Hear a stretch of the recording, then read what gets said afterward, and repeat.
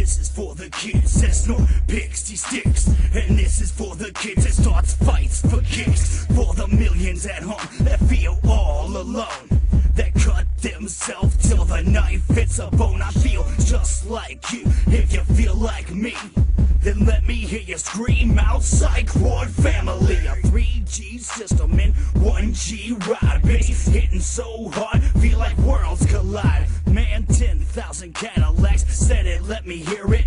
Bitch, we claiming Cleveland and we ain't prepared to share it. So pop in some Wolfpack and put your dukes up, or do it like 3-6 and tear this club up.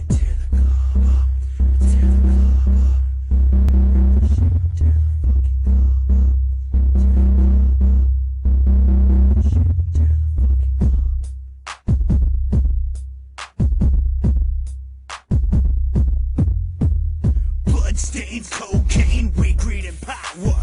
Mushrooms got me here, be gone in an hour. I'm ready to trip and flip the script. Haters, stomach your pistol whip. Watch it, bitches run. Where you going, son? That door is locked and a gun is cocked. Hammer back and I'm ready to attack. And I watch you drop to the sounds of a pop, pop, pop. That's what you get when you're fucking with me. You ain't nothing but a bitch ass wanna be. You wanna run your mouth, man, shut the fuck up. Don't sing it, just bring it and I'll rough you up. Cause I don't need no hook. This beat's that tight, I'll just shut up and let the bass hit you like.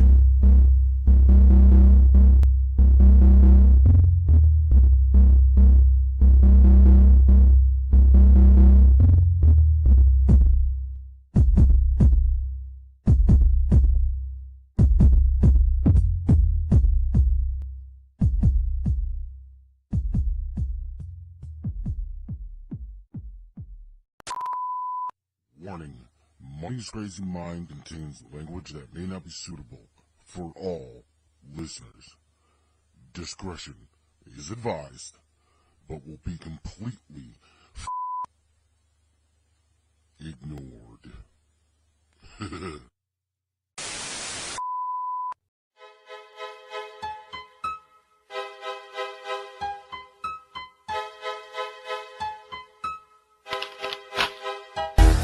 I'm sick of it, doing right, doing wrong. Parents pissed off every time I write a song. Smoke, crack, worship Satan, what the fuck is that? It's something funny, made for you to laugh at. You're destroying America with your rap. You're so full of shit I need to call hazmat. The only way I would ever apologize is if I had my face buried in your sister's thighs.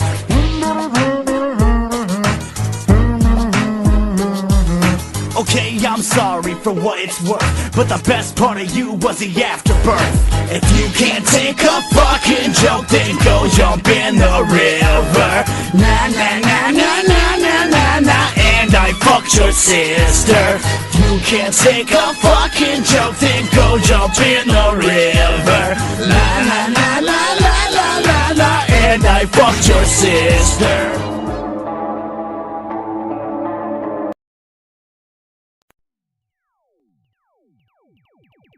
Okay, here we go. Happy 2024 to everyone out there that may be watching, listening, or doing whatever they are in podcast land. This is the show about everything and nothing all at the same time. Welcome back into the asylum. Money's Crazy Mind has returned.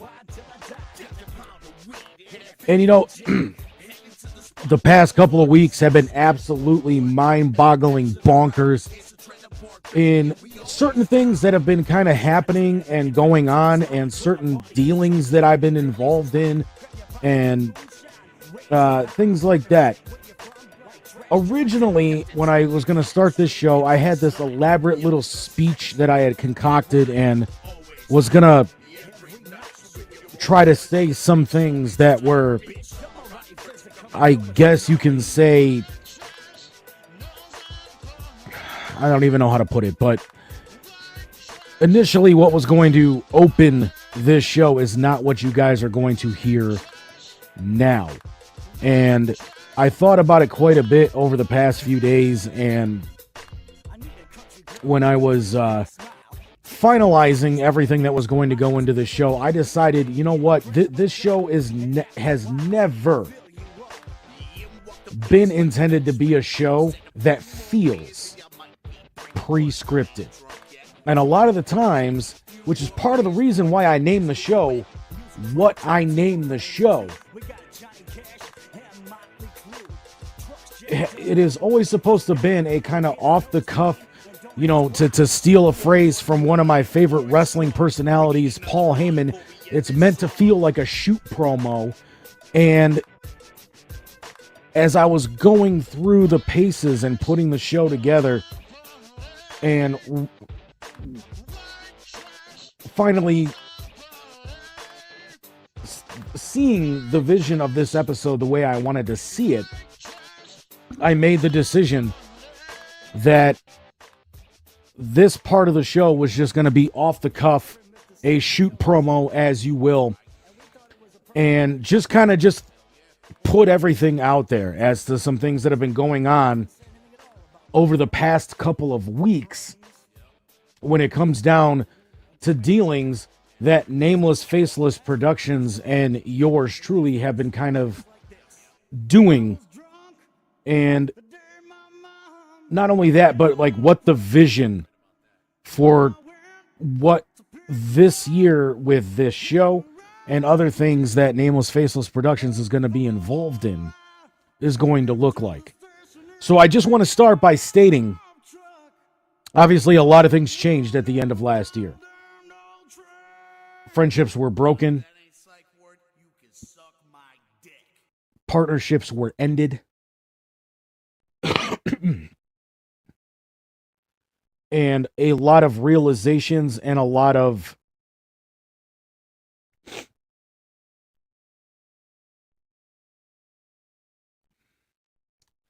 trying to choose my words here.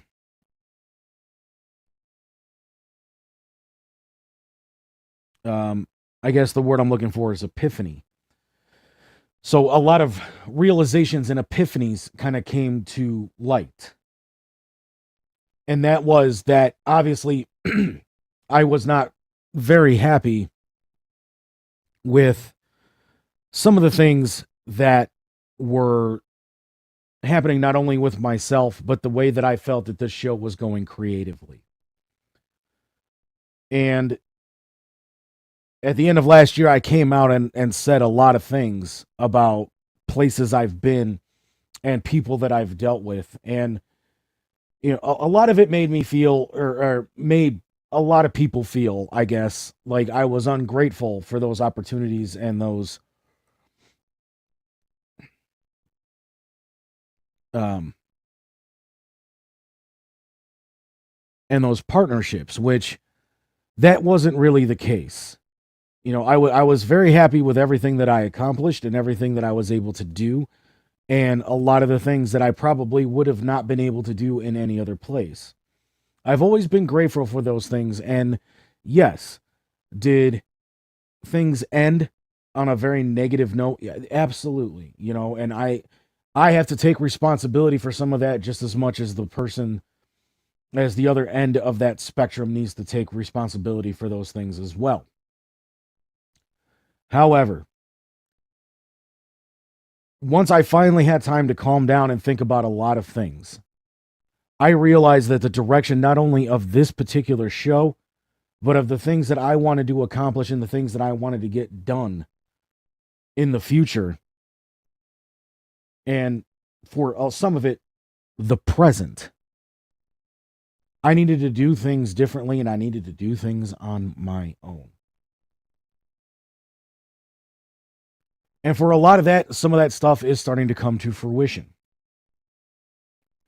I did mention also at the end of last year that I had been getting contacted from different people and different organizations about possibly partnering or even just coming on board and being a part of their organizations to continue the idea of Money's Crazy Mind the way that I saw it fit, but also to help get them to a level and to a place where they probably were not and probably would not be able to get without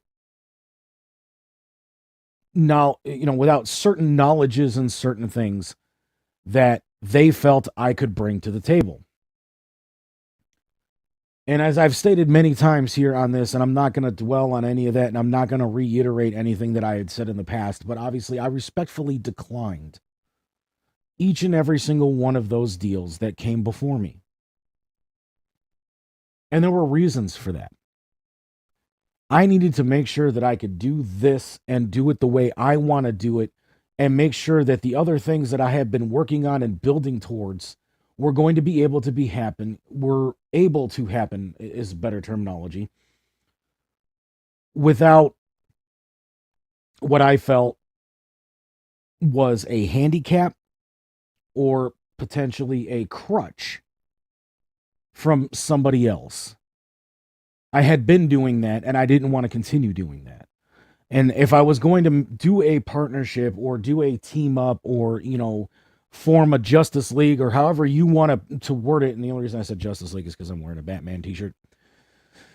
I wanted to make sure that it was going to be the right fit, not only for them, but for me. A couple of weeks ago, I received a phone call from somebody who I consider to now be a very close and personal friend.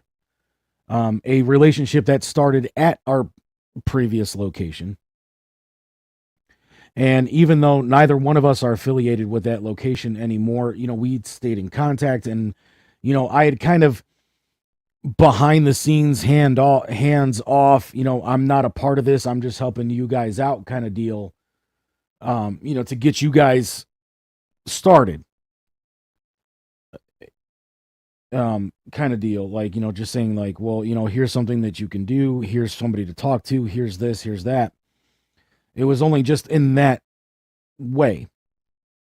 But this person called me a couple weeks ago and said, hey, the person that we had been working with that had been doing some behind the scenes stuff for us isn't available, and they're not able to make the show this week. And, we have a guest. We want to make sure that things are going to run properly. We know you obviously have experience and expertise in doing this. Can you help us out for this week? And, I said, yeah, sure. Absolutely. And anything for you. And anybody that might have watched their show that week obviously heard this voice at the beginning of that show. And it started a lot of conversations, and it started people questioning things like, how long has he really been there? What's going on here? What's the deal? Why is all of a sudden this person who said that he wasn't doing anything outside of just his own show, focusing on his own company, Nameless Faceless Productions, all of that, why all of a sudden is he working with Keezy Productions and the Loud and Local podcast? Well, there you go. There's your answer. They needed help. And like a good Ghostbuster, I answered the call. And I'm sure some Ghostbusters fans may not like the fact that I use that phrase, but you know what? It's 2024. That movie's all the way back in 2016. Let's just let it go at this point, right? But after that, I sat down with Jeff and Lisa, and one of their newer partners that are coming on board. I will let them make that announcement themselves. I want to say they already have, but that's not my story to tell, and it's not my rodeo. So I'll let them handle that introduction when they get to it. They were talking to me about a lot of the things that they were going to be doing moving forward with Keezy Productions, what they wanted to do with Loud and Local, what they wanted to do with their new company, and things of that nature. And by the end of it, we had kind of, we felt that we had a lot of the same visions for what not only they are trying to accomplish as a new company that's just getting into podcasting, and what I was trying to do moving forward with what I felt Nameless Faceless Productions could be doing, what I want Money's Crazy Mind to do in the future, and what I see my future in content creation being. And this is something that I have been trying to do for years. And I felt like with everything that was going on at other places and everything that was going on in my life at the time, and you know, and then health problems and all that other shit that we've talked about ad nauseum here on the show in the past, that it just wasn't the right time, it wasn't the right environment, it wasn't the right strategy. And sitting down with Jeff and Lisa and their new partner and hearing what they had to say. And originally, let me rewind just a little bit. But again, this is why I wanted to do this off the cuff and as a shoot instead of having a pre-written statement to announce kind of what is going on here and why the name of this show is New Year's Revolution. Okay? Originally, this was just a conversation between friends, people that I had met at other places and people that I felt had a very similar vision to what was going on. And I kind of wanted to hear what their plans were, what they were looking at, where they saw themselves going and things like that, and seeing what I could potentially do to help them out. I had zero intention of joining them. I wanted them to do their own thing. I was going to do my own thing because that was kind of the battle cry that I had for the end of 2023. So originally this was just me sitting down, catching up with friends, hearing what they were doing, telling them what I liked that they did in their show, what I didn't like what they did in their show, hearing kind of the idea of what they wanted to do in the future with the show, seeing how they felt about how things were going production-wise, all of that, right? Doing what I could to help a friend. And that has always been the kind of person that I am. And that is always who I am going to be. And after listening to kind of some of the ideas that they had, and listening to a lot of the things that they were thinking about doing in the future, I told them some of the things that I'm working on and some of the things that I'm trying to build upon and some of the things that I want to do with this company and this show and everything that I'm doing here at Nameless Faceless Productions. And we realized that there was a lot of common ground and that there's a lot of things that we could do to potentially build together.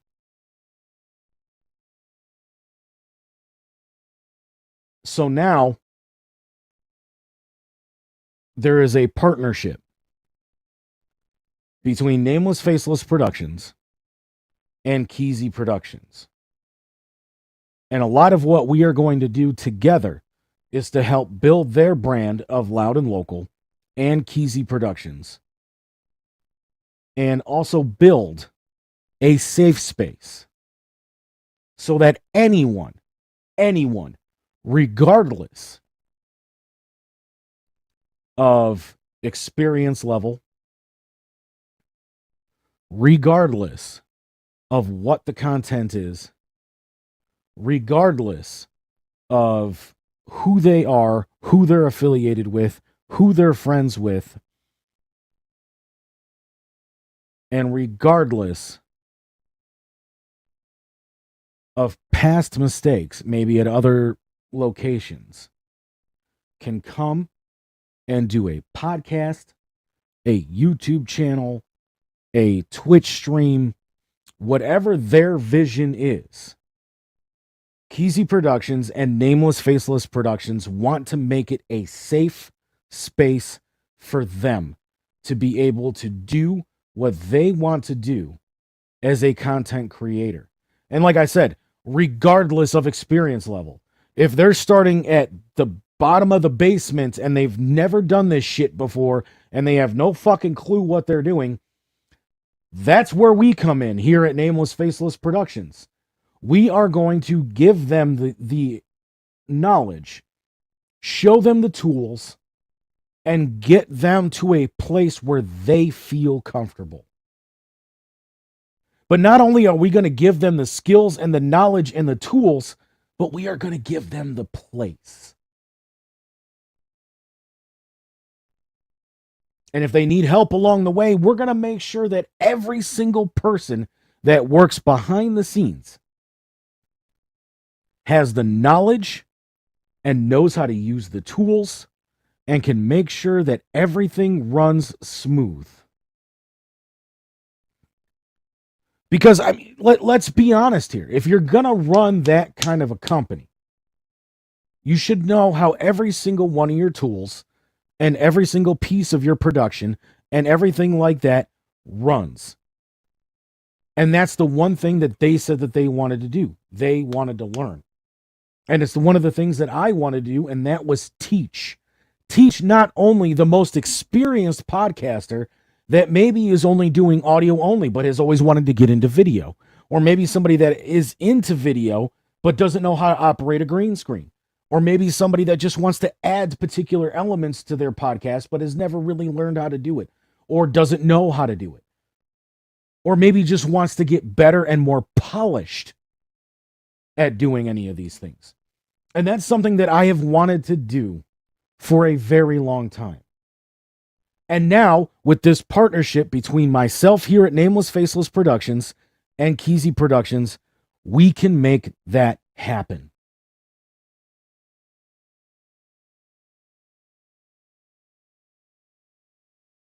And it's something that I am very proud of, because not only does it give me the opportunity to help a friend, but it also gives me the opportunity to build on everything that I've been building on for the last 5 years that I've been doing this show.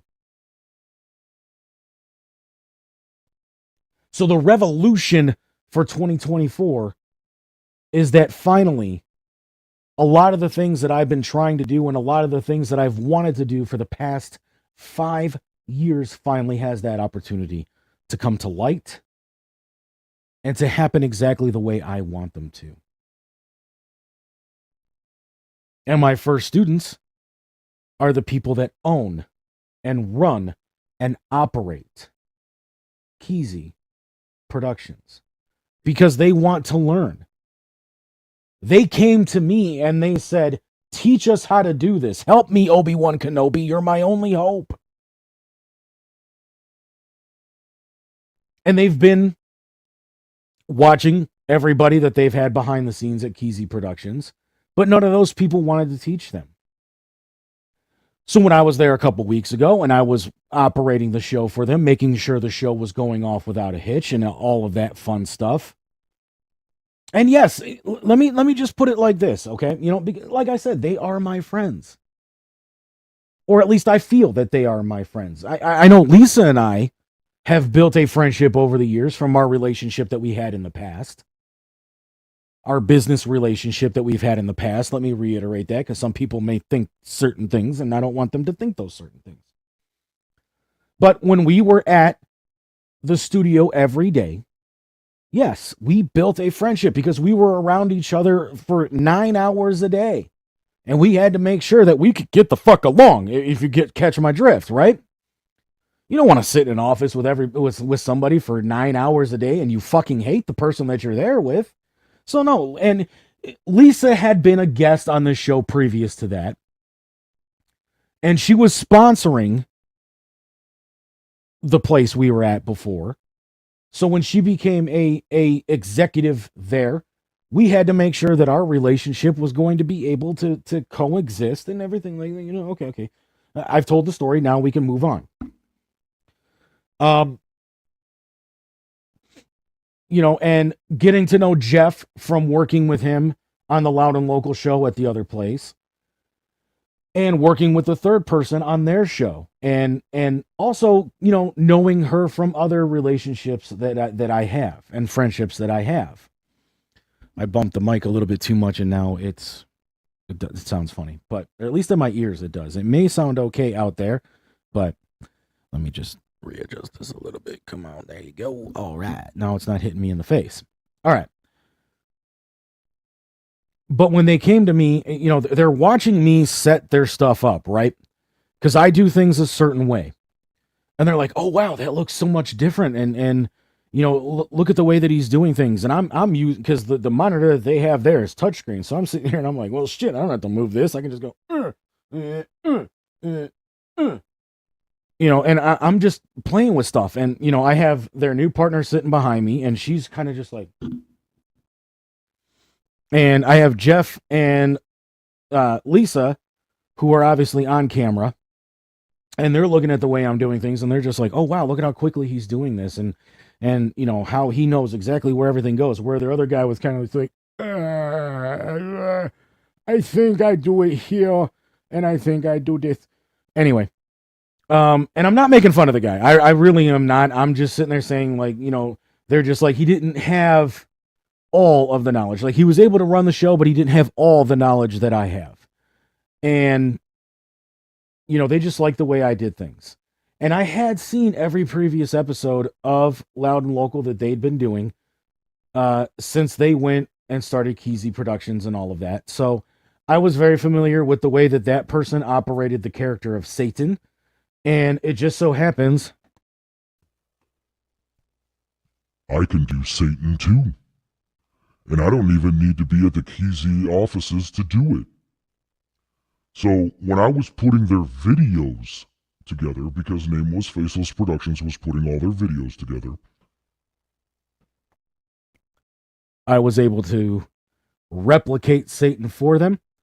And that was one of the other things that they mentioned to me too. They liked the way that I did the character Satan, and how he sounded like the character Satan that they had in the past, and was doing a lot of the same things that Satan was doing from the past. And I said, well, yeah, when you watch the content and you understand the content, you can make anything happen. And they liked that. But they had also been watching the episodes of Money's Crazy Mind that I've been doing since I went solo back in October. And they're like, how do you do this? And how do you do that? How come we can't do this and we can't do that? And I'm like, I'm like, but there's the caveat. You can. So that's kind of what started the relationship. That's what started the partnership. And like I said, after hearing what they had to say, I'm just like, cool, I think we can make this work. After they heard what I had to say, they're like, man, that is something we would love to be involved with. We worked out a deal. We worked out a partnership. And now we are one big, happy podcasting and content creating family.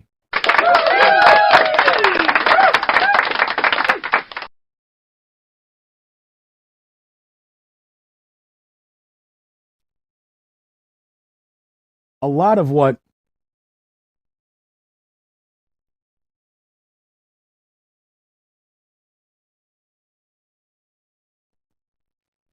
trying to, again, word things the best I can here.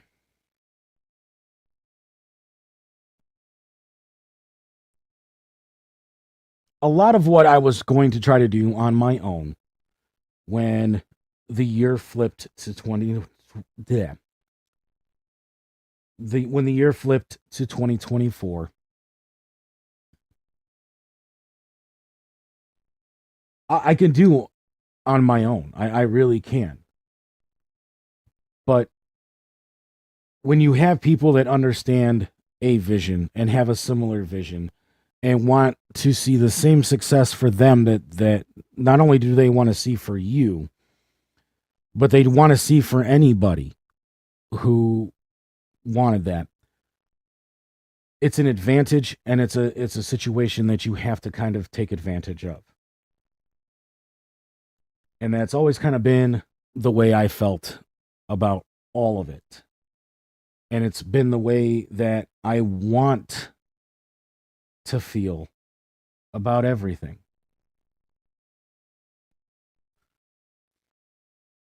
And I think that that's something special. And I think it's something that anybody who's put in a position should think about.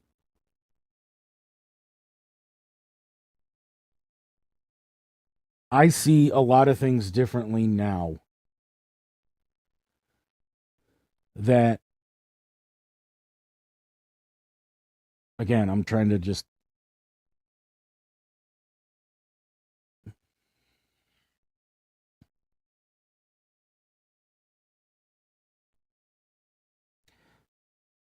when I made the decision to do this all on my own again, there were a lot of things that I had to relearn. There were a lot of things that I had to think about. There were a lot of things that I had to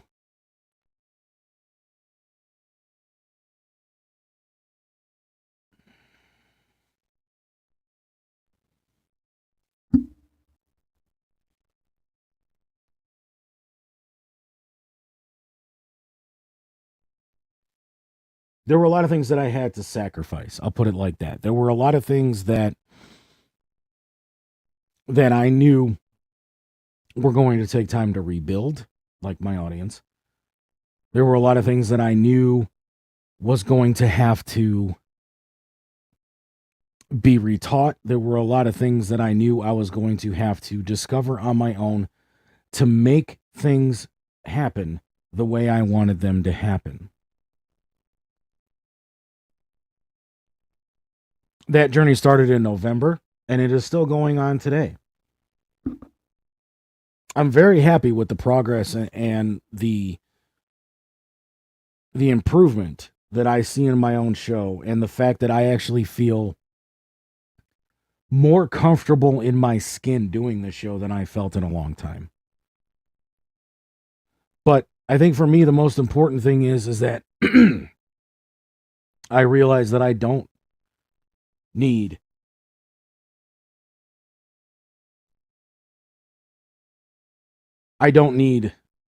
supposed fancy equipment. I don't need supposed state-of-the-art softwares and to be paying $1.5 million a month to make things run. With a little elbow grease and a couple $100, I was able to put together a production studio in my home that I'm actually fairly proud of. I don't have a $600 Rode board. I don't have a $1,200 gaming computer yet. I'm working on that because there are certain things that I want to do with Nameless Faceless Productions that I can't do with what I have right now. You know, I have a 2K camera. I run it at 1080p only because if you look online, there's only one site that you can stream anything higher than 1080p on, and that's YouTube. But if you want, trying to reach the broadest audience I can, I have to think about the streaming limitations of those websites. And a lot of those websites are only allowing streaming at 1080p because of the hit on bandwidth that anything higher than 1080p takes on systems. So yeah, the camera's 2K. I have the ability of streaming in 2K, but I leave it at 1080p. But this picture is phenomenal that I get in 1080p off of this camera. So why waste my time upping everything and then having to downsource my output stream to appease Facebook, to appease Twitch, to appease any of the other places that I might decide I want to stream on one day, when I can just do a straight 1080p, get it out there in 1080p, and I don't have to pay any extra money for my streaming software that I use to stream to Facebook, that I use to stream to YouTube to get 1080p. So why would I do anything different? But this is all the research and all the things that I have done since I went solo and Nameless Faceless Productions became my baby. It was my baby before, but I was never able to use it to the full ability that I wanted to use it to. And now I have that ability. Now I have that option. Now I'm able to do everything that I wanted to do with this company and do it the way I want to do it. Do it the way I think is best to do it. And start building on projects and start building on ideas that I want to do and that I think are right. So again, very happy with the way 2023 ended and with the way that 2024 is starting to begin. And this is just the beginning. This partnership with Keezy Productions, who knows what it's going to turn into? Who knows what opportunities it's going to bring Nameless Faceless Productions' way? But the more I'm putting out a top tier product and the more I'm putting out the best ideas and things that I can do, the more that name is going to get out there and the more people are going to see just how serious I am about all of this. And now that I'm doing it at my pace, and now that I'm doing it the way I feel it needs to be done, I feel so much more secure in this idea. I feel so much more secure in everything.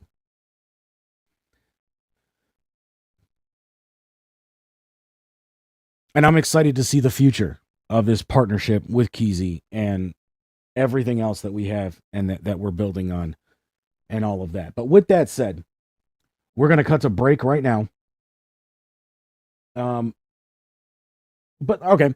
So here's a perfect example of doing things at a different pace, right? I had reached out to somebody to make some animations for a new segment that we're going to do here on the show this year. It's something that I teased at the end of 2023 and something that I want to do moving forward into 2024 and obviously beyond. The name of the segment is called I Want to Believe, and it's going to be our paranormal segment. And we're not just going to talk about ghosts and ghost busting or ghost hunting or, anything like that. I want to tackle all things paranormal, cryptids, extraterrestrials. If it's paranormal, I want to talk about it. Because it's not just, and I think that that's where a lot of people get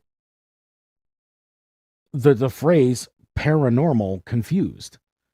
Because a lot of times when you hear paranormal, you're thinking poltergeists, you're thinking exorcisms, you're thinking ghostbusters, you're thinking ghost hunting, you're thinking of all those things, all those shows that the Sci-Fi Channel, the Travel Channel, all those, the TAPS shows, the Ghost Adventures with Zach Baggins, and all of those shows, they're all based on ghosts. They're all based on spirits. They're all based on hauntings. But there's so many other things that are out there that encompass the world of the paranormal. And that was actually going to be one of the things that we were going to talk about in the segment this week. And that was bastardized, for lack of better terminology, paranormal phrases and paranormal terms. And paranormal being one of them. I kind of just gave away one of the things that we were going to talk about. But those animations in the background that I was going to have for it are not ready yet.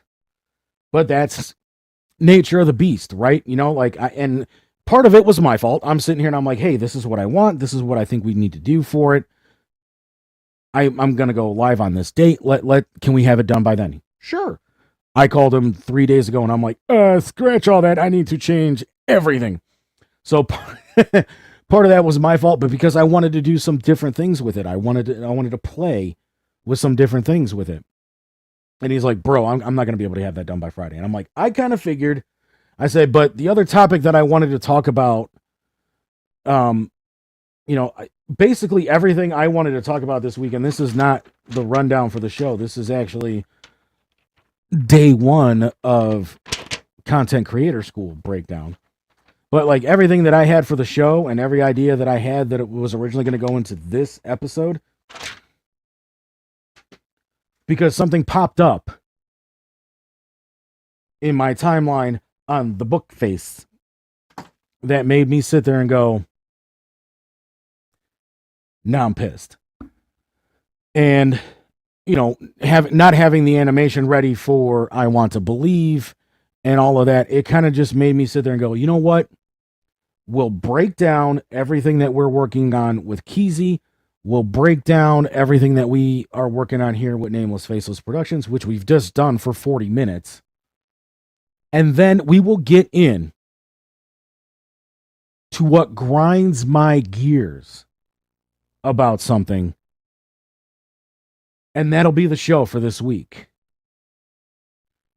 If there's time at the end, students, we might talk a little bit of Stiller squawk, because the Pittsburgh Steelers managed to squawk and squeak their way into the playoffs. So if there's time at the end, ladies and gentlemen, you might get a little bit of bonus content with some Stiller squawk playoff edition. We'll get into all of that when we come back right here on New Year's Revolution, the first show of Money's Crazy Mind for 2024. Welcome to the Nameless Faceless Productions family, Keezy Productions, Jeff, Lisa, and our new friend as well. We'll be right back. We're actually going to show one of the clips from the final episode of 2023 where we did our retrospective, where I sit down with the band Behead the Prophet, and we debuted their first single, The Calling. All that as we're on break here at Money's Crazy Mind. And when we come back, what the fuck grinds my gears? Actually, it looks like I made a stupid mistake here. But hey, it's my show. I'm allowed to make mistakes, right? Let me just fix this real quick, and then I can change it after. Okay, perfect.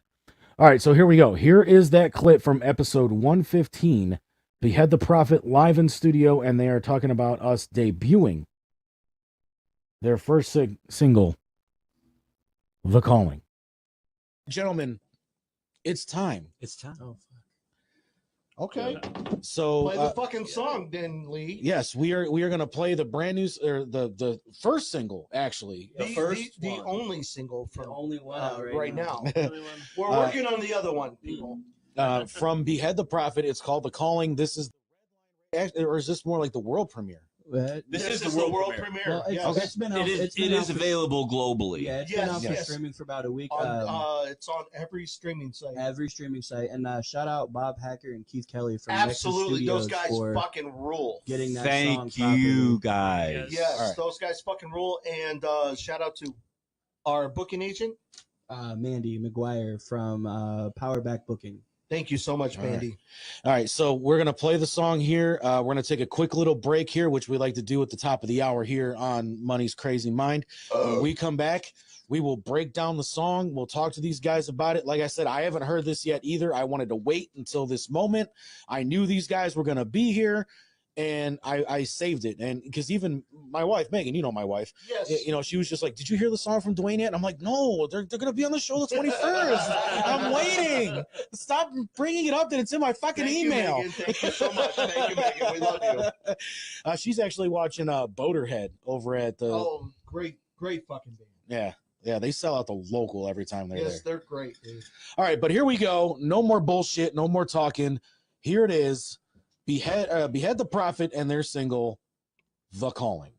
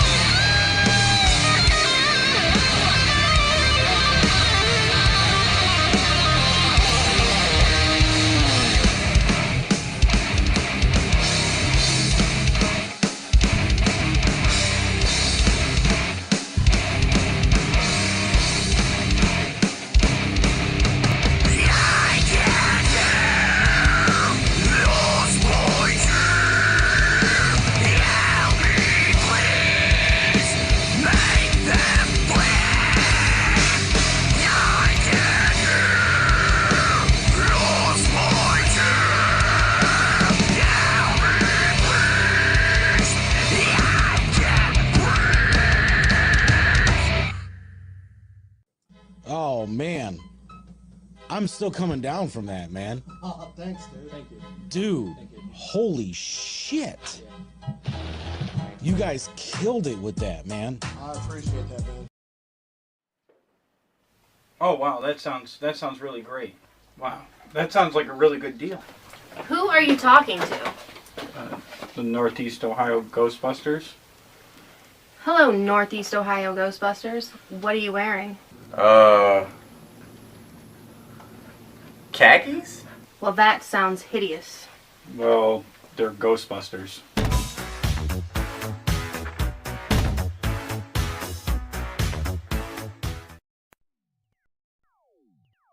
Okay, here we go. We are back with part 2. I can't really call it hour number 2 because we're technically still in hour number 1, but we are back. We are here. We are hot. We are live. We are all of those great things that, people like to say. But here we go.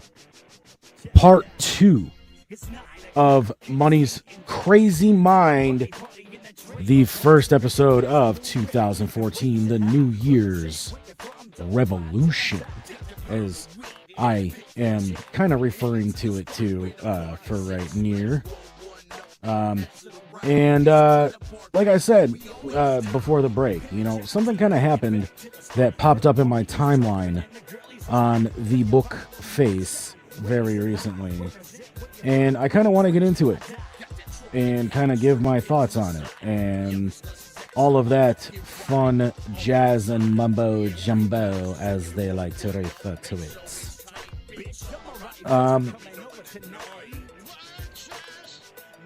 But before we do, as everybody knows, or at least I would hope they would know this about me by now,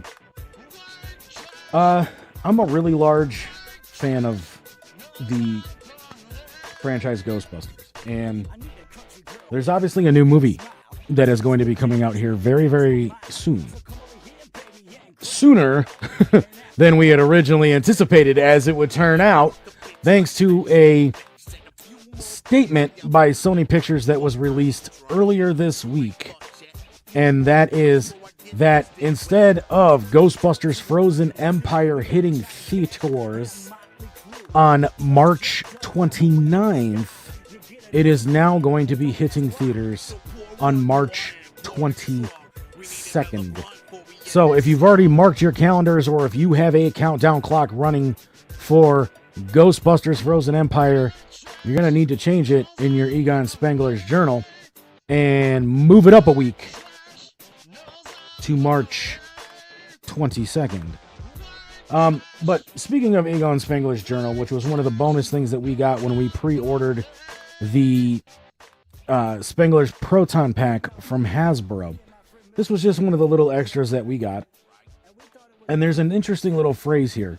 And Empire Magazine released the cover photos for their March 18th issue that is going to be coming out, which is a in-depth talk about the new Ghostbusters film that is going to be coming out on March 22nd, Frozen Empire. But there's a little blurb here on the very last page that I found kind of interesting, and I kind of wanted to share it with everybody. We'll let Psych Ward finish up before we get into it, because it's a little emotional.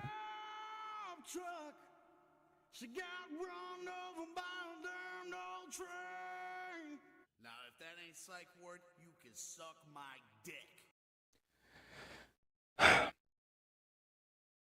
I miss being able to see that particular version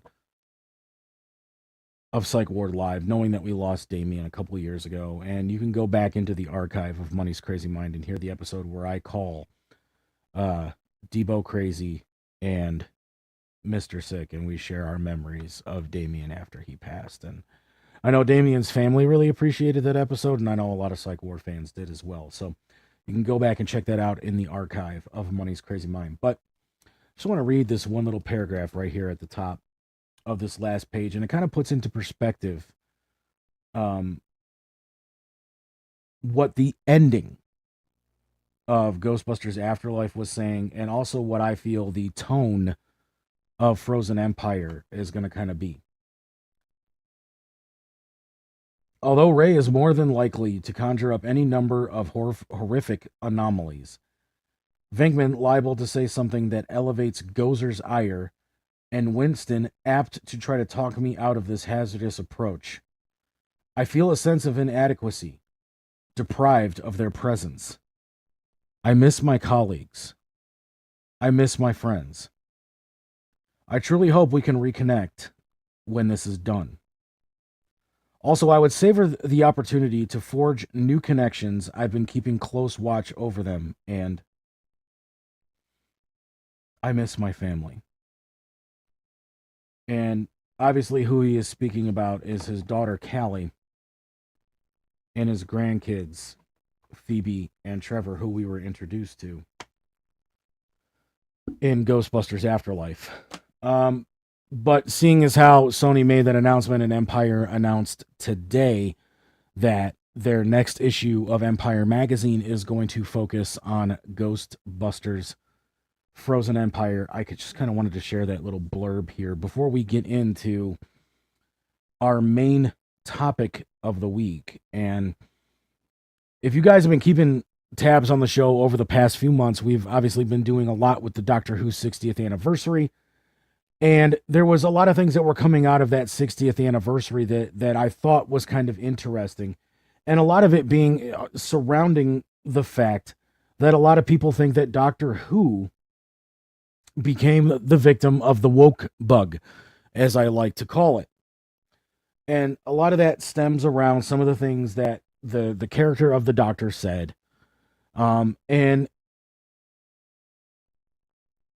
one of the things that me and my dad always used to do when I was a kid was watch the classic episodes of Doctor Who when they were made available here in the States on PBS, Public Broadcasting System.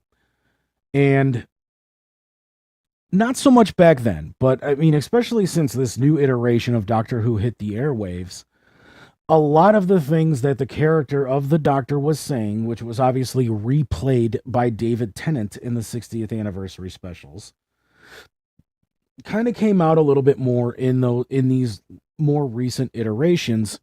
And I think a lot of Doctor Who fans were just forgetting that those pieces were there because of some of the other things that they were seeing on the screen during those episodes. And a few things came across my timeline from one of the from a group that I'm in. I don't want to give away the name of anything yet because I do have, a lot to say on this topic, and we'll get into that as we get further into it. But a lot of things were being said about this particular show. And I started thinking to myself, well, wait a minute, that's kind of always been the battle cry of this particular show. And now it's really starting to grind my gears that this is happening. And especially to this show, a show that has been a staple of television for as long as it has been. So what am I getting at with this? Well, there seems to be a mixed consensus right now over a television show being the next victim of going woke. Over the past few years, popular franchises like Star Wars, the Marvel Universe, Doctor Who, and pretty much everything branded with the image of Mickey Mouse has fallen victim to the house of woke. Now, however, a television show that started in 1966, where the entire vision of the show is that of where the future is a utopian society where the entire galaxy was able to come together to grow and learn from each other. There is no socioeconomic system. Money is a thing of the past. Races, sex, creed, gender, none of that matters in this world. Everyone, regardless of planet, star cluster, nebula, or even country on Earth, is equal. Of course, there were some that did not see this vision. And they became the detractors and the enemies of this new society. But even some of them eventually became allies. Some more reluctantly than others. But the man that started this amazing vision and show was Gene Roddenberry. And the name of that show was Star Trek. Oops, that is the wrong. Here we go.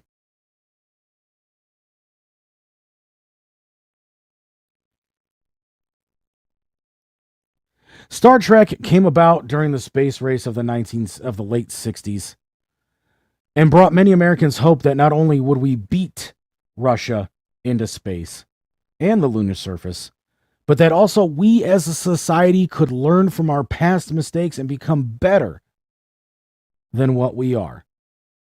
This was a tough time in our country with the civil rights movement and conflict heading into the Vietnam War. And a lot of the country wishes that they could forget about that part of our past. And they could. Thursday nights at 8:30 p.m. Before the missions of the Enterprise hit the airwaves, science fiction television shows were not popular and did not last long on the air. Star Trek was able to change that. Well, maybe not necessarily the original series because it only lasted 3 seasons, but there was a reason for that. In the 3rd season, Star Trek changed from Thursday to Friday nights, making it less available for the audience that was watching it.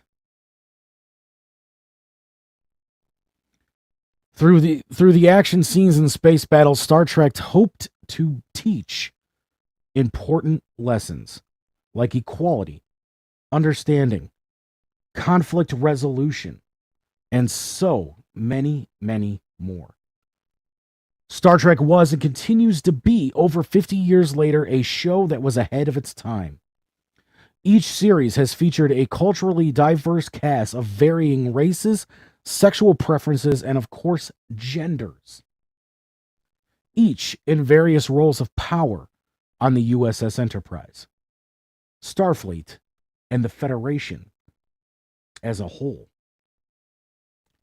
Nichelle Nichols played Nyota Uhura, the communications specialist, knowing over 200 various languages and communication types, and was the first of her kind, being an African American cast on a television show in the 60s. That was not a show that was strictly African American cast.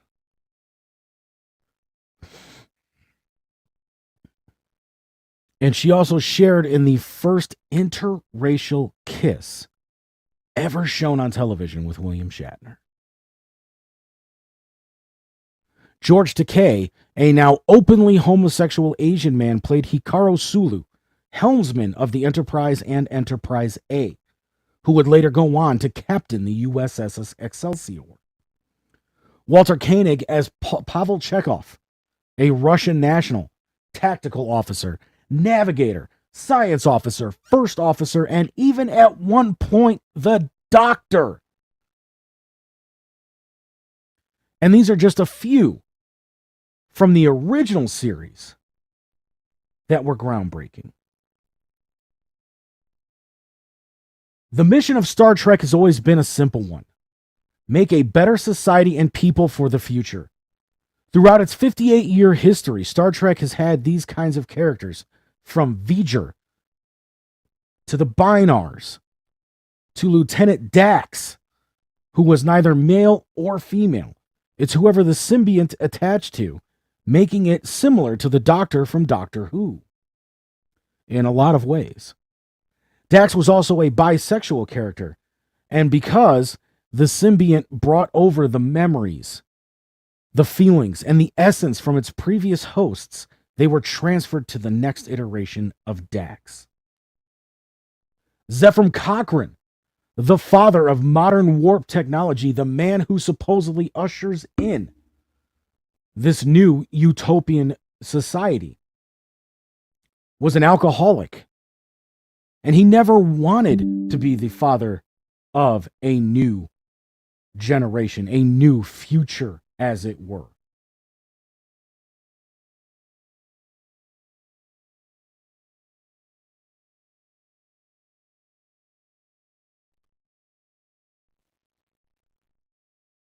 He wanted to sell the idea.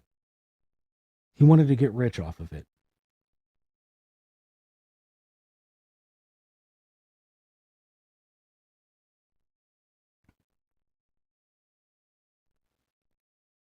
At the beginning of the relationship between the Federation and the Vulcans, which was with the first society that they made contact with after Zephyr conquered and launched his warp ship, things didn't go very well. And there was a lot of tension between the Vulcans and the people of Earth. But over time, they came to an agreement. And they saw the benefit of the relationship between Earth and the Vulcans, which also helped usher in communications and contact with all of the other nations of the Federation.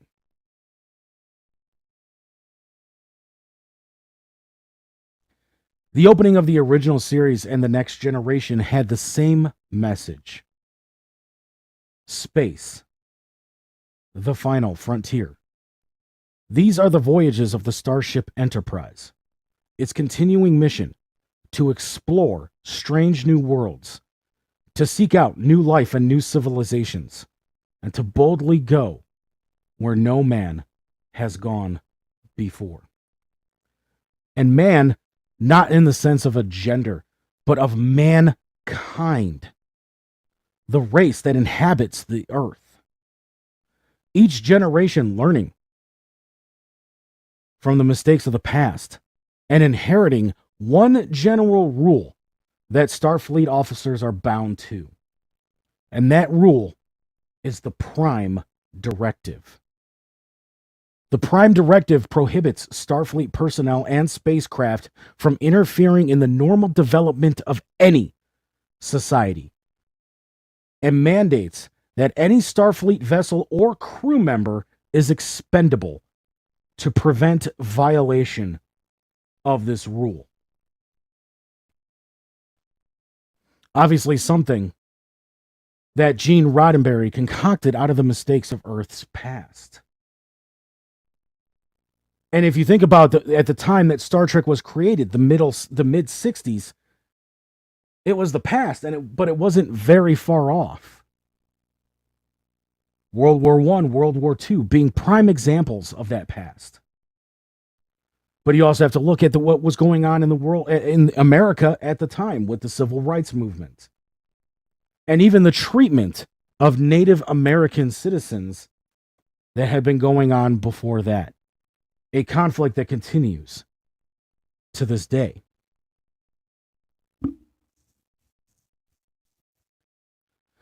I don't think anybody in the history of the series of Star Trek has defined what the Prime Directive means to Starfleet and the Federation better than Captain Jean-Luc Picard of the Enterprise's D&E.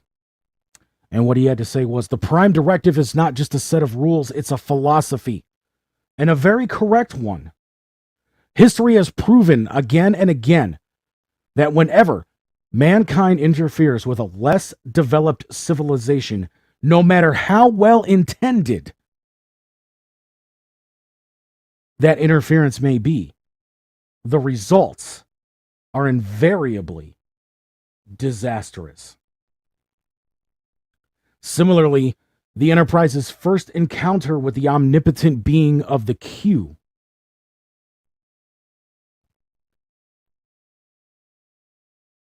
Picard and the crew of the Enterprise had to defend humanity against Q, who had put mankind on trial for all of the indiscretions, I guess I should say, of its past. Obviously, the very realistic ones of the treatment of the Native Americans, the civil rights movement, the world wars, everything everything that we know to be true of history because we have studied it. But even some fictional ones that he created for the television show, since the original series takes place in the 23rd century, obviously somewhere that we have not gotten to yet. But also in the case of Star Trek The Next Generation, which is when Picard met the Q, the 24th century.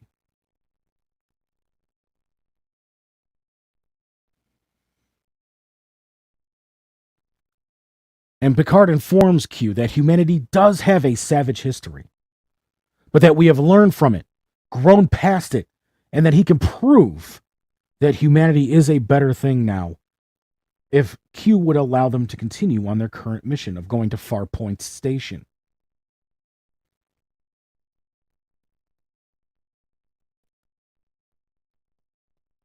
And then that, and all the reasons that Q was putting humanity on trial for, is part of the reason that the Prime Directive even exists. And by the end of that mission at Farpoint Station, Picard was able to prove that humanity is a much better place now. And Q was even trying to goat the crew of the Enterprise into handling things the way that Earth historically would, through violence. But Picard didn't do that. And the crew of the Enterprise didn't do it either. They allowed the situation to play out and proved exactly what caused the conflict that they were currently involved in. And obviously, this wouldn't be the last time that the crew of the Enterprise had any dealings with Q. But every time, Q would always sit there and say, such a savage race, such an infantile race that is far ahead of its time in where they are developed.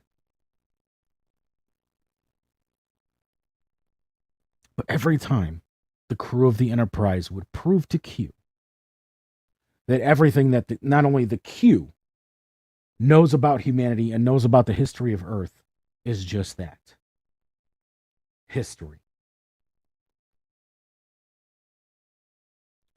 So for those saying that by including characters of different sexual orientations, transgender, or any other type other than a heterosexual male or female character,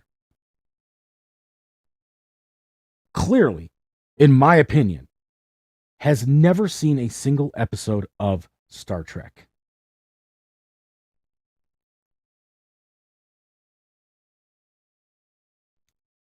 And I can even show examples of exactly what I'm talking about here with that particular statement. This was something that somebody posted on X, formerly Twitter. New Star Trek is too woke. And then you look, and that very first image that says old Star Trek, guess what? That's actually from Deep Space Nine. The woman on the right is actually Lieutenant Dax. And then even older woke Star Trek, there's the picture of Captain Kirk and Lieutenant Uhura engaging in that very first interracial kiss ever shown on television. And then we have this example here of Lieutenant Commander Data. Conservatives, when they say, conservatives, when did Star Trek get all woke and political? Star Trek in 1989. Lieutenant Commander Data on the right explaining to Counselor Troy that he has decided to allow his child to choose its own sex and appearance. And the final one that I like to share here. What I want to know is, which Star Trek are woke? My dear doctor, they're all woke. Even the old ones? Especially the old ones. So what's the point of talking about all of this? What's the point of bringing all of this up? Well, let's continue on here in our discussion. But I wanted to bring that up because true Star Trek fans that are hearing people going out there and saying, Star Trek is so woke, are sitting there saying, really? We've been woke since 1966. Where the fuck have you been?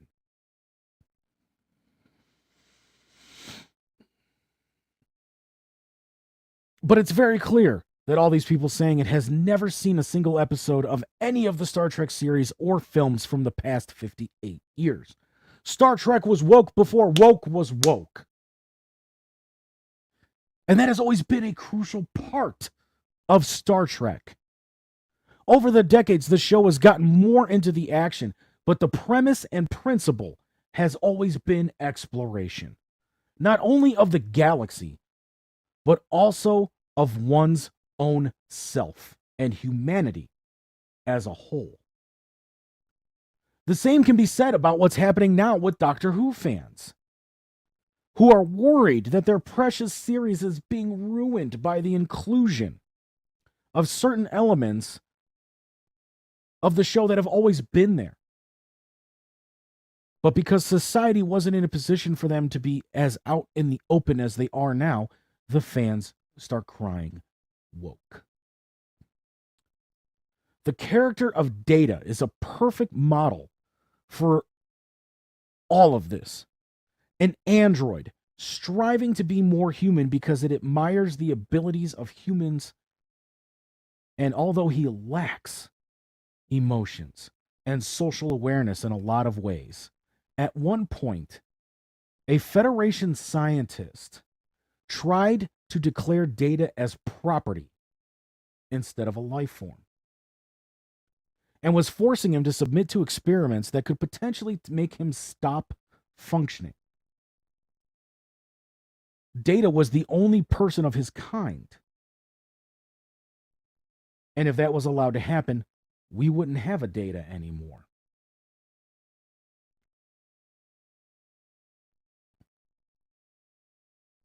And he was trying to justify all of this just so that he could make more Datas, because every starship deserved the inclusion of a Data. When the Federation declared Data as property, and that Data could not resign from Starfleet to avoid the experiments, Picard appealed the Federation and demanded a trial be held to determine Data's status. Commander Riker, the first officer of the Starship Enterprise, was given the unfortunate task of proving that Data is not a life form, but in fact, property. Or just a simple machine. A tool. Picard had to defend Data and prove that he was a life form and should be protected. But not only be protected, but have the right to determine whether or not he wanted to be involved in these experiments, knowing the risk involved. And Picard was able to prove just that, stating that Data is intelligent and can learn. He even gave Data the opportunity to do it. And he goes, Data, what are we doing right now? And Data was able to answer the question, proving not only that he was intelligent, but that he was self-aware. He proved his intelligence by sitting there and explaining, Data has learned from everything that he has done, from being in Starfleet Academy to becoming a lieutenant, earning a lot of medals of honor throughout his years of service in Starfleet, that he was self-aware. Data, what are we doing right now? I am attending a trial to determine my status. Am I a life form or am I property? That's pretty self-aware to me. But he also was able to prove not only could Data learn, but that he also has the ability to realize that certain things are important. He cherishes items. A book that was a gift from Captain Picard. But not only that, but he also had a hologram of a fallen comrade, somebody that he had a personal and intimate relationship with. And when asked why that was so important to him, he said because it's a memory. And that was a important experience that I shared with that particular person.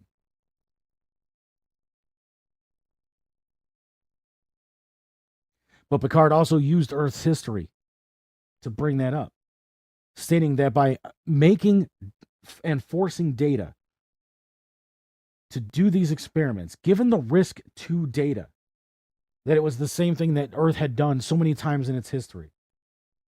Slavery. Imprisoning certain races and certain creeds of people because of the actions of a few. The treatment of Native Americans. The concentration camps of Germany. The imprisonment of Japanese descendants because of Pearl Harbor. Obviously, the entire civil rights movement. It was that one moment, too, that made my wife realize just what Star Trek was doing and how long it had been doing it. And mind you, that episode was in season 2 of Star Trek, The Next Generation. So we're talking 1990. Possibly even older than that, if I think about it correctly, because, yeah, it would have been like 88, actually, possibly 89.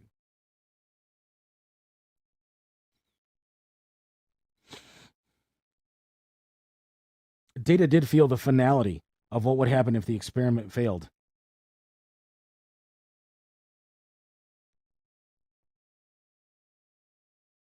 And that, to me, is a perfect example of just what kind of lessons Star Trek has been trying to teach people over all of these decades. I'm in no way sticking up for woke culture or anything like that. In fact, just the opposite. I'm giving my opinion on just how stupid the concept of going woke has become.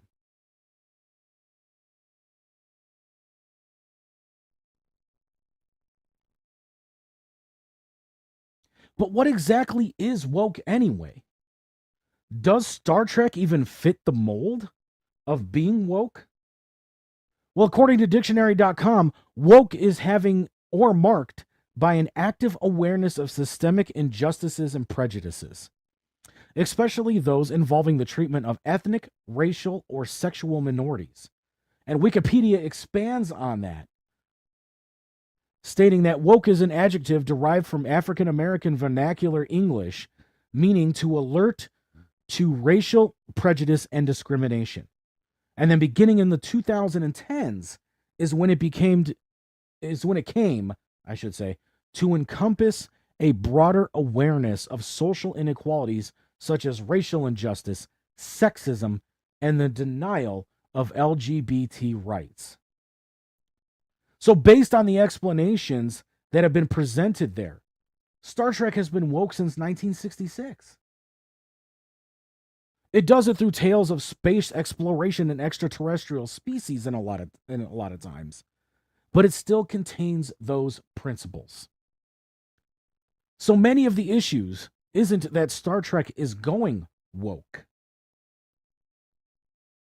but it's that the rest of society is finally starting to see what Gene Roddenberry and the crews of the Enterprise, Voyager, Discovery, and Space Station Deep Space Nine have been showing us since 1966.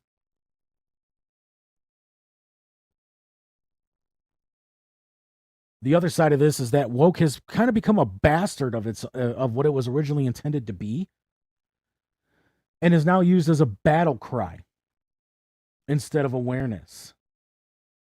So maybe the woke society can take a lesson from Star Trek and the Prime Directive and boldly go back to what it was originally intended to do. My final opinion on that whole thing is that it is fine to have a show that has cultural diversity, to bring awareness to the rights of all these different groups that obviously Star Trek has been bringing awareness to for 58 years. It's okay for shows and movies to be doing that now, but to throw it in your face and to make it so blatantly obvious that that's what they're trying to do is just as wrong as not doing it at all. Star Trek doesn't have to go out of their way to show these things, but it does it because that is what is right. And it didn't need a stance like a woke culture to be able to do it.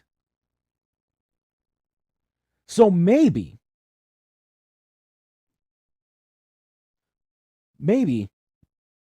all of these film and production studios that are doing these things, like Disney, through the guise of Marvel, through the guise of Star Wars, I should say, and now even that they own the streaming rights internationally for Doctor Who, maybe they can take a page out of Star Trek's book from the last 58 years and say, gee, look at that. They're doing exactly what we're doing, but they're not making it blatantly obvious and shoving it into our people's faces. A perfect example of this was actually given by South Park in their special Into the Panderverse. Because it is exactly what these people are doing. Disney, Bob Iger. Fox, now owned by Disney, Bob Iger. And all of these other companies that have been doing this woke shit for the last 10 years. And maybe even not that long. Maybe it could be even shorter than that.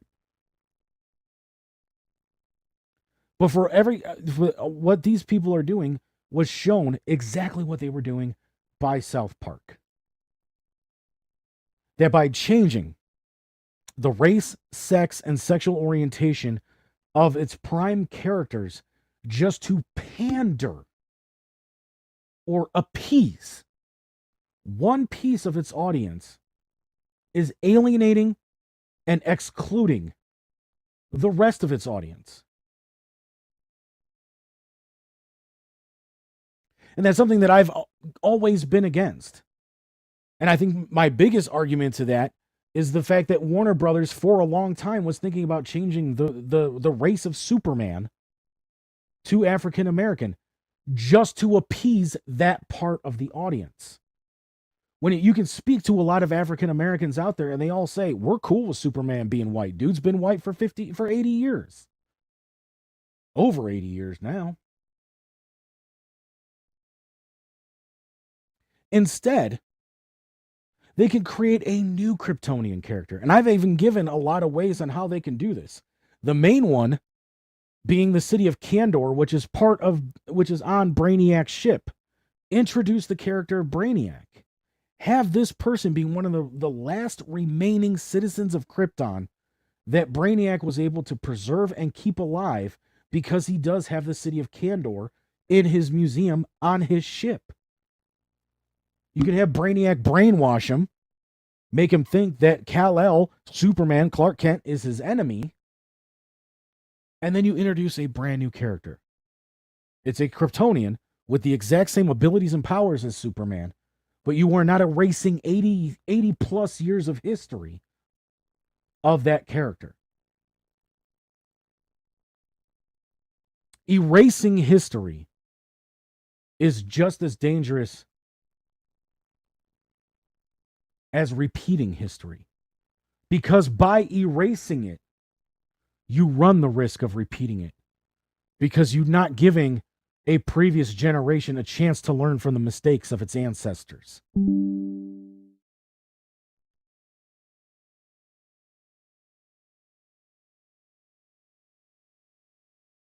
Just something for all these people to think about.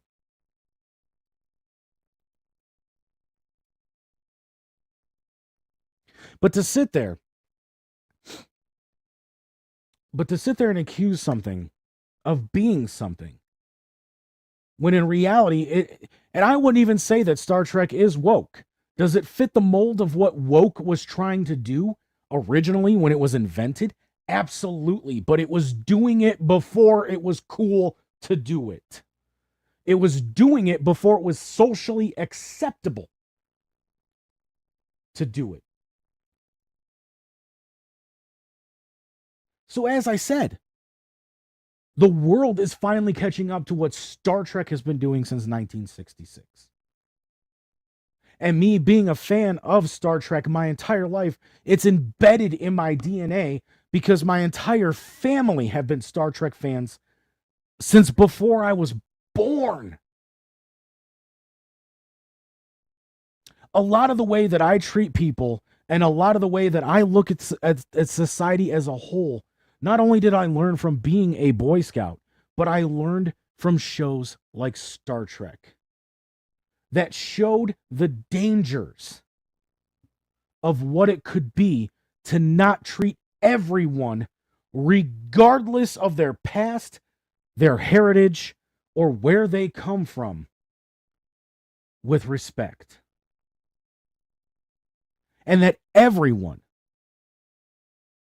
is a person. Everyone is created equally. And there's so many people around today that are trying to tout the Bible. And I know this isn't the Bible, but it's the only book I have around me right now because I pulled it out for that one piece of the show. But, they want to sit there and they want to go, it's what the Bible taught us. It's what the Bible says. It's on page 2 or whatever page it's on. I don't know. And they want to sit there and they say every human being is equal and every human being deserves to get treated the way that they deserve to get treated. But they're also the same ones that stand there on a soapbox and say, God hates fucking fags.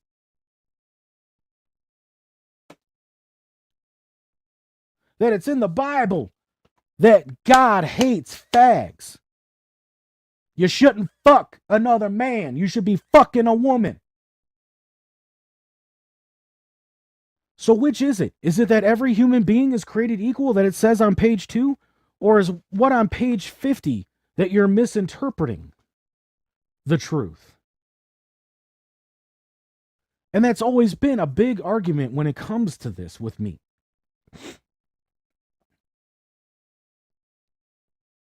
You sit there and you thump and you say everything that you say. But there are hate groups like the Westboro Baptist Church and other things like that that are allowed to go around and misinterpret words and use them for danger. And I think that that's what a lot of people in the world today are doing with the concept of being woke. Yes, it is important for those cultures and those people to feel included. But by sitting there and shoving it in our face and saying this is the only proper way to do things is just as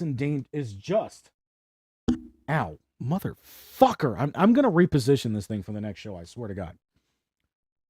Is just as dangerous as not bleh.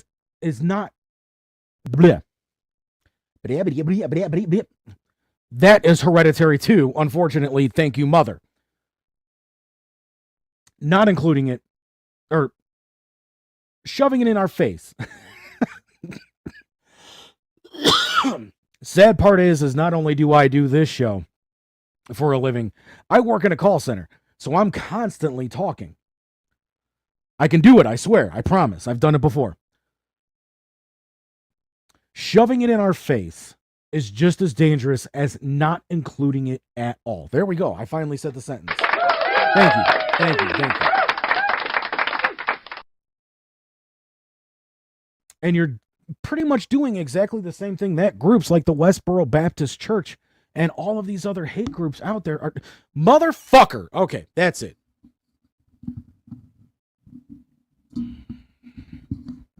Hi.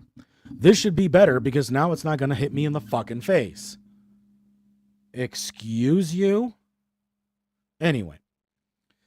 I will have this fixed for the next time I come at you live. Hold on. I have to.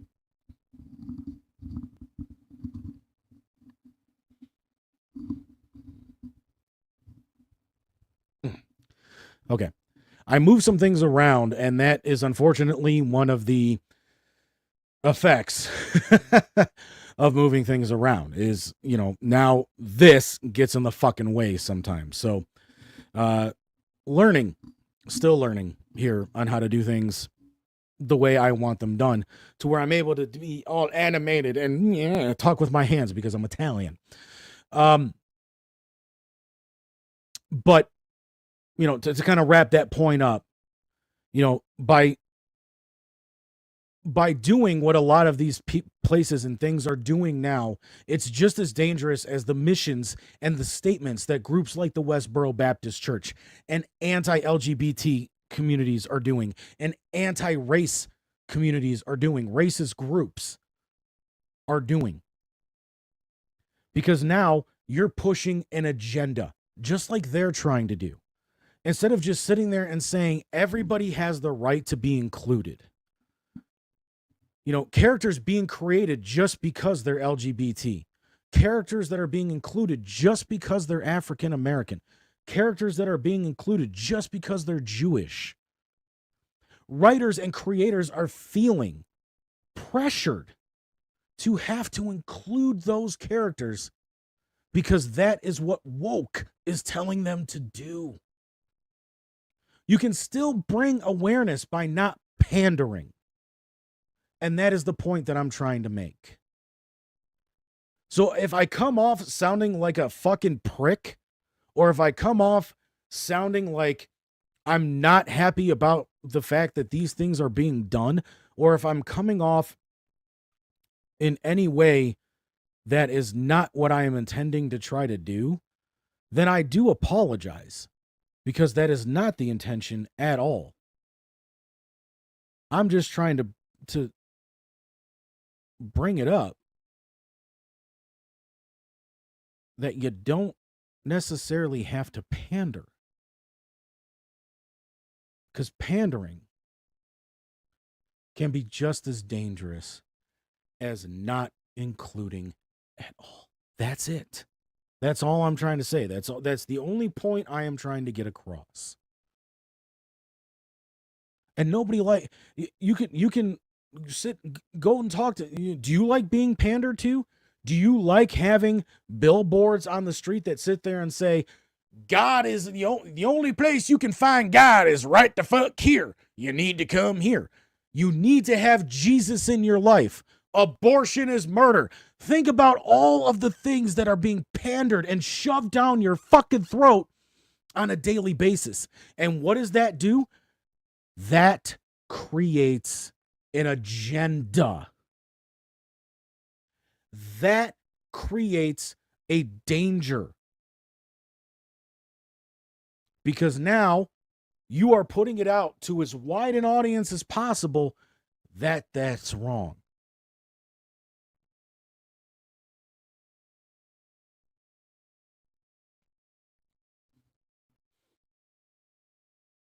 Instead of allowing people the ability to form an opinion of themselves. But the other problem with this whole thing is, and you can see it in the examples that I gave for Star Trek, social media.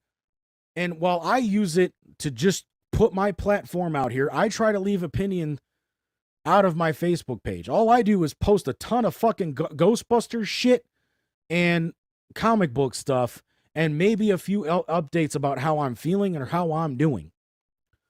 But I do not get political. I do not allow my personal opinions to come out anywhere but this show.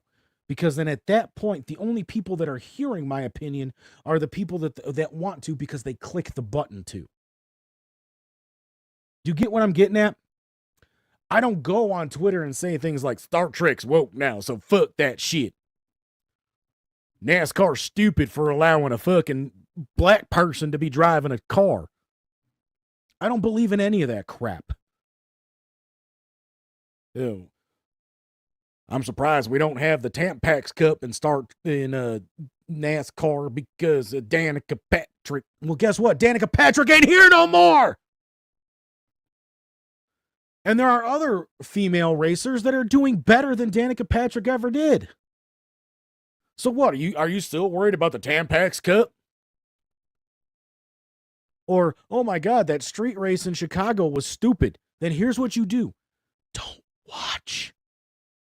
Then they won't do it again. That's what people keep forgetting. If you want something to go away, you ignore it.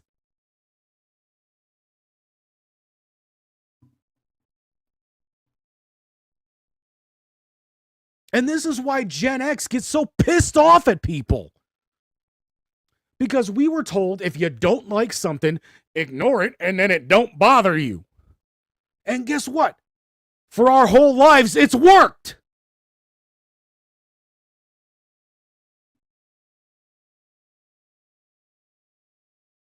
So if you feel that Star Trek has gone too woke, then don't watch it anymore.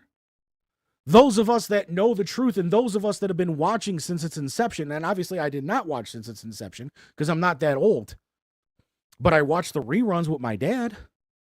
And then when Star Trek The Next Generation came out, that was my Star Trek. The 24th century was my era of Star Trek. But you know what else I got during my lifetime here? I got four. I'm sorry. I had to think about the years that some of these movies came out. 4 movies with that original crew. But my house also had a VCR. And my dad had Star Trek The Motion Picture and Wrath of Khan on VHS. So I was able to go back and watch those first 2 movies that existed before I did.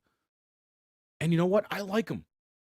Maybe not so much motion picture, just glory shots of the Enterprise for 2.5 hours. But Wrath of Khan is an amazing movie.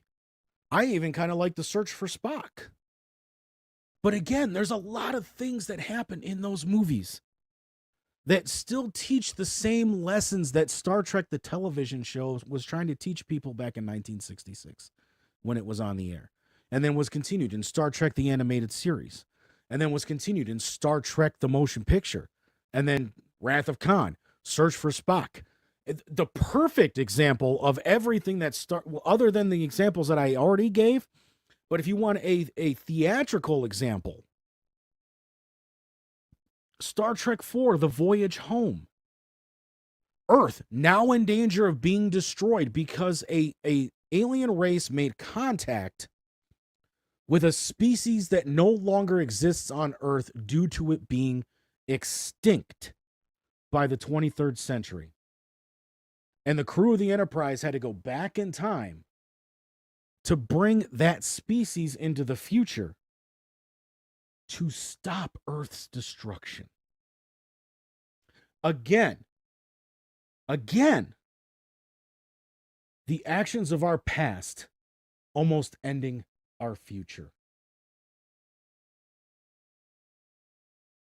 So if anybody has learned anything from this, I hope it's this. You don't have to follow an agenda to be a part of that agenda. And Star Trek has proven that for 58 years. But I'm hoping that the human race can prove it by stop buying into the bullshit of some of these agendas.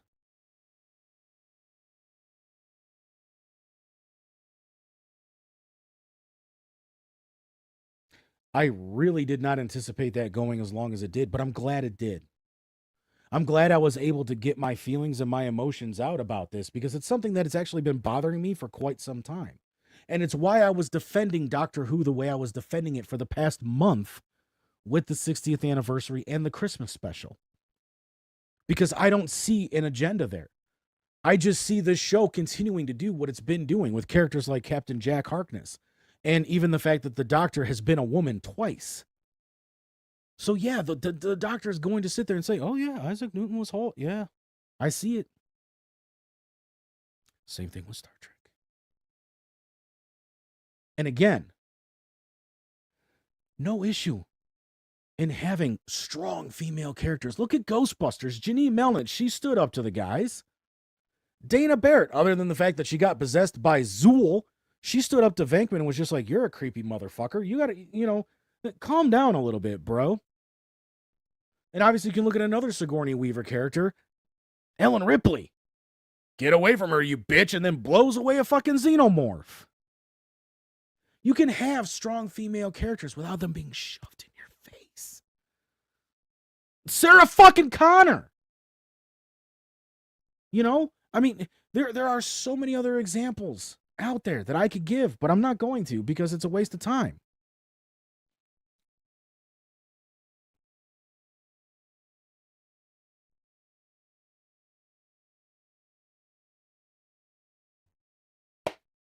But there it is. That's what grind. I was about to go into Peter Griffin there. You know what grinds my gears? That sounded like crap, but I can do an actually pretty good Peter. But yeah, I mean, that's what had me so in a tizzy about that situation. And I'm really glad I was able to get a lot of that off of my chest. And you know what? I mean, if you guys think, and if you guys don't like, a lot of what I just said, then, bye. I'll do just fine without you. This show ain't going anywhere. I don't care if I got 1 person watching or 1 million person watching. As long as I want to do this show, it's going to continue. But we are going to end it on that this week. Like I said, I'm kind of glad that we decided not to do I Want to Believe. And here's what I'll say about Stiller Squawk real quick. We'll go into the last frame of the show here for that, though. Here's what I want to say about the Steelers being in the playoffs, okay? I'm glad my team is in the playoffs. I'm glad that they were able to put together the run that they had at the end of the season to be able to make it to this point, to be even eligible for the playoffs. Don't get that twisted. I'm very glad that we're here. But do I think we're going to have a deep playoff run? Do I think that this team deserves to be in the playoffs? Absolutely not.